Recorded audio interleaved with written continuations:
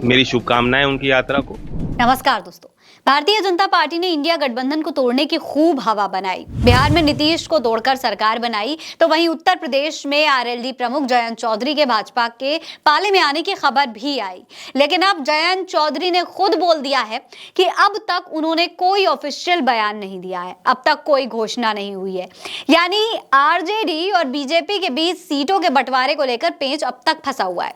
वहीं दूसरी तरफ वो राहुल को न्याय यात्रा के लिए शुभकामनाएं भी दे रहे हैं। दोस्तों, राष्ट्रीय लोकदल के अध्यक्ष जयंत चौधरी ने खुद कहा है कि राष्ट्रीय जनतांत्रिक गठबंधन यानी कि एनडीए में उनकी पार्टी के शामिल होने से जुड़ी अभी तक औपचारिक घोषणा नहीं हुई है, इसीलिए अभी सीटों के बंटवारे पर भी कुछ तय नहीं हुआ है। उन्होंने कहा है कि उम्मीद है कि यह घोषणा जल्द ही होगी और तभी सीटों पर निर्णय भी हो पाएगा।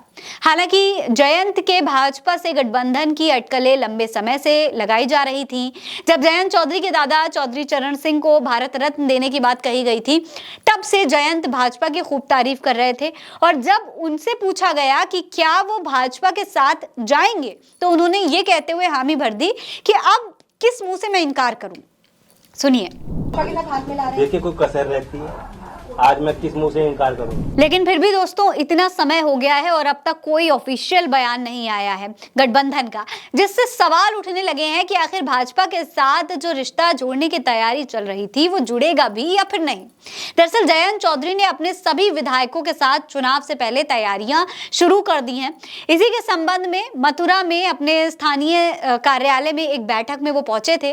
इस दौरान उन्होंने मीडिया को भी संबोधित किया। मथुरा से चुनाव लड़ने के सवाल पर उन्होंने पत्रकारों से कहा, भारतीय जनता पार्टी के नेताओं से उनकी बात जरूर हुई है, लेकिन अभी राजद में शामिल होने की औपचारिक घोषणा नहीं हुई है।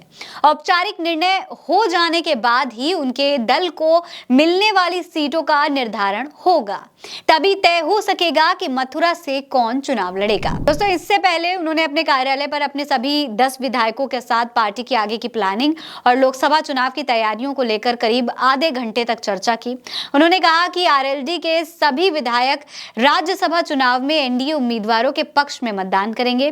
राहुल गांधी की न्याय यात्रा के पश्चिमी उत्तर प्रदेश में पहुंचने के सवाल पर उन्होंने राहुल को शुभकामनाएं भी दी। मेरी शुभकामनाएं उनकी यात्रा को। वहीं किसान आंदोलन पर उन्होंने कहा कि उम्मीद है कि किसानों के आंदोलन का हल जल्द ही निकलेगा, क्योंकि सरकार के स्तर पर बात चल रही है। कई मंत्रियों को किसानों से बात करने के लिए भी भेजा गया है, यहाँ तक कि राज्य सरकारों ने भी चर्चा की है। दोस्तों, चौधरी ने ये तो साफ कर दिया है कि अब वो विपक्ष के इंडिया गठबंधन का हिस्सा नहीं होंगे, लेकिन ये अभी तक नहीं बताया है कि वो एनडीए के साथ गठबंधन करने की घोषणा क्यों नहीं कर रहे हैं। अब तक ये घोषणा क्यों नहीं हुई है। ऐसे में हो सकता है कि अगर सीट शेयरिंग पर पेच फंसता है तो गठबंधन का गणित भी बिगड़ सकता है। आपको क्या लगता है, हमें कमेंट सेक्शन में लिखकर जरूर बताइएगा।